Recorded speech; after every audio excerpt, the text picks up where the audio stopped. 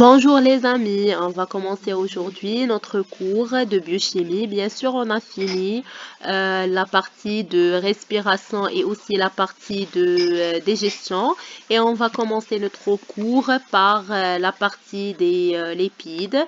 Et voilà, comme je vous déjà signalé dans la dernière vidéo, que je vais faire des cours en arabe pour les étudiants qui ne comprennent pas, qui ont des difficultés à comprendre les mots techniques ou les mots scientifiques de ces cours.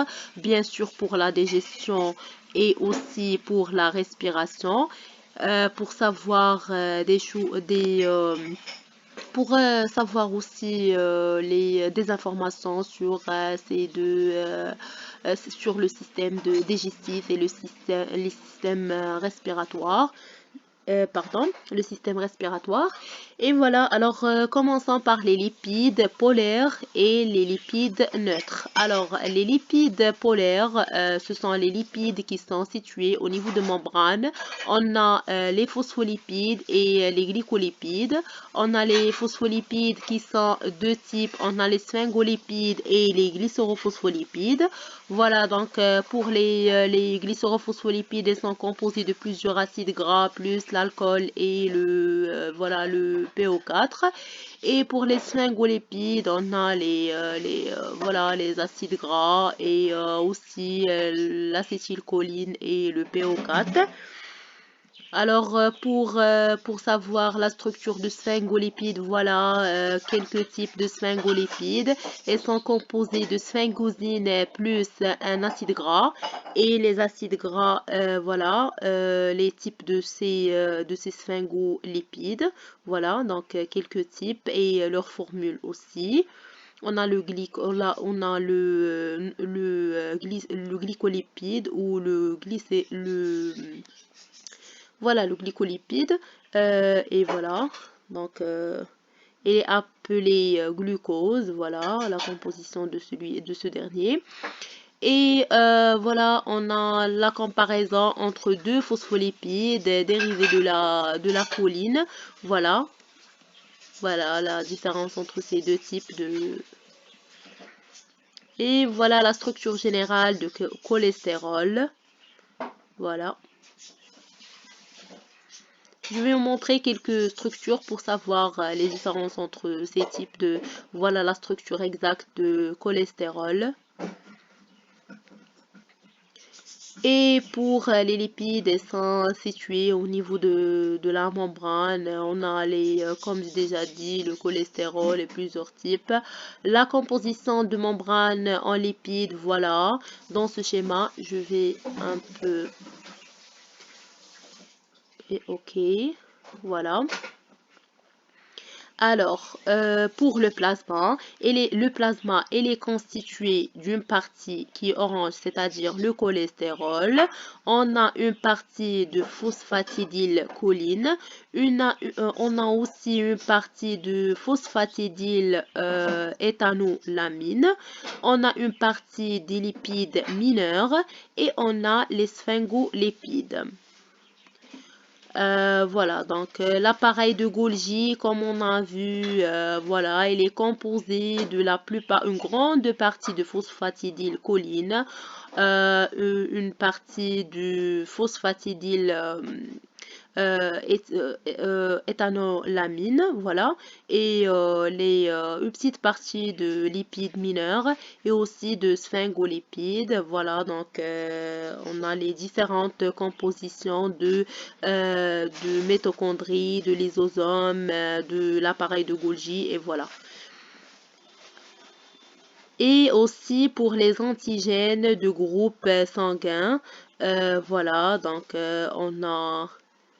on a le O antigène, on a le A et le B. Voilà la composition de ces derniers. Ils sont composés aussi des lipides et des acides gras. Par exemple, le O antigène, il est constitué ou l'antigène O, il est constitué de sphingosine et une partie d'acide gras, ce qu'on appelle la céramide. Et voilà, je vais commencer maintenant pour vous expliquer, à vous expliquer plutôt le métabolisme de ces lipides. Alors, réaction et propriétés générales des lipides. Alors, commençons par les principaux propriétés des lipides. On a, comme déjà expliqué ici, voilà, je m'excuse, on a l'hydrolyse, la saponification, la réduction et la rincide. Voilà. Qu'est-ce que c'est que l'hydrolyse? L'hydrolyse, c'est-à-dire la dégradation. La dégradation de quoi? C'est une hydrolyse sous l'action d'enzymes. Ces enzymes, elles sont appelées les lipases. On a les phospholipides sensibles à des phospholipases. On a voilà des phospholipides qui sont dégradés par les phospholipases, qui sont des enzymes dédiées à ce type de dégradation. Et on a la saponification. La saponification, c'est une hydrolyse en milieu alcalin, génère des sels d'acide gras qu'on appelle des savons. Une hydrolyse en milieu acide est égale à des acides gras libres. Et insaponifiables, ce sont des lipides neutres non saponifiables mais solubles et sont solubles dans l'éther de pétrole et dans l'éther. Et on a la réduction des doubles liaisons dans des acides gras désaturés et s'effectue en présence de nickel. Et on a la rincide, c'est oxydation des doubles liaisons, ce qu'on appelle les peroxydes. Voilà la lipolyse. Voilà, on a en premier cas, on a les triacylglycérides. Et avec une lipase, on a une dégradation ou ce qu'on appelle la lipolyse. La lyse, c'est la dégradation. La dégradation d'une triacylglycéride par une enzyme appelée la lipase en diacylglycéride. Et pour le dégrader en monoacylglycérol, aussi, elle s'intervient pour cette réaction une enzyme appelée la lipase. Alors, la lipolyse, voilà un schéma qui montre bien cette réaction. Voie métabolique dans laquelle les triglycérides sont dégradés en glycérol et en 3 acides gras libres. Il met en jeu une triglycéride lipase, comme j'ai déjà dit, elle est sensible aux hormones ainsi qu'une monoglycéride lipase. Après leur libération dans le compartiment plasmatique, les acides gras se fixent sur l'albumine. On a voilà ce qu'on appelle la mort subite des athlètes et voilà ce qui cause cette mort. Et on a le glycérol circule sous forme libre et sera capté pour la voie en vue de son utilisation comme substrat de la néoglucogénèse. Voilà.